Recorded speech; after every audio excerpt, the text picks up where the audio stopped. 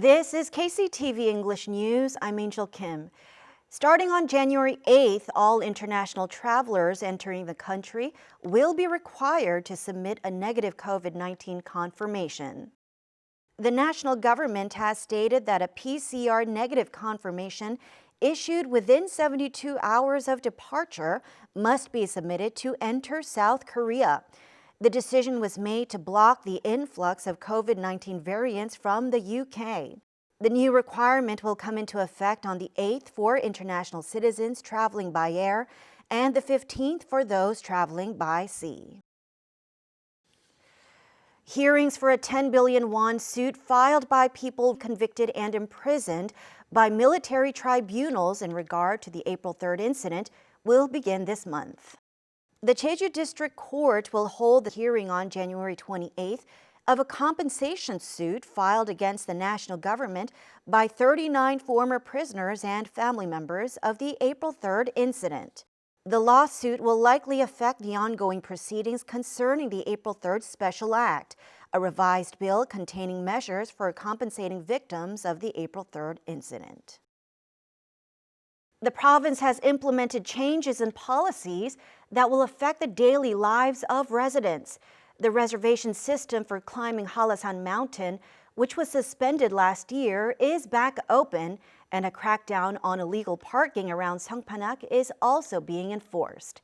Due to the spread of COVID-19, safe restaurants have been designated around the island, and respiratory clinics will also begin operations to prevent further spread of the virus.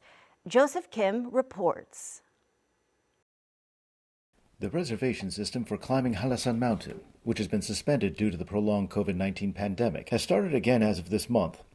The number of visitors is limited to 1,000 people for the Songpanak course and 500 people for the Gwanamsa course per day. You can only climb by making a reservation in advance. In addition, a crackdown on illegal parking is tightening up around the entrance of the Songpanak course. Along with the crackdown, Jeju Province is running transfer parking lot services at Jeju International University for 199 cars and at the Sogipo Kenaf Field for 45 cars. Due to the spread of COVID-19, restaurants that practice the task of improving the dining culture, including quarantine, are designated and operated as Jerajin safe restaurants. The measure was carried out, aiming at general restaurants that practice the tasks, including staff wearing masks, preparing a separate plate for individual dining, and improving overall dining culture. To prevent the simultaneous spread of COVID-19 and the flu, respiratory clinics are run as well. Designating certain health centers and hospitals in the province, they will be in charge of professional counseling and treatment for respiratory illnesses.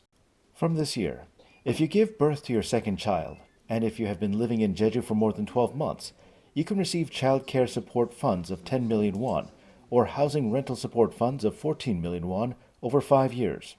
The national employment system will be implemented for 4,000 job seekers, including youths, women whose careers have stalled, the middle-aged, and those in the low-income bracket to receive up to 3 million won of job-seeking promotion allowances.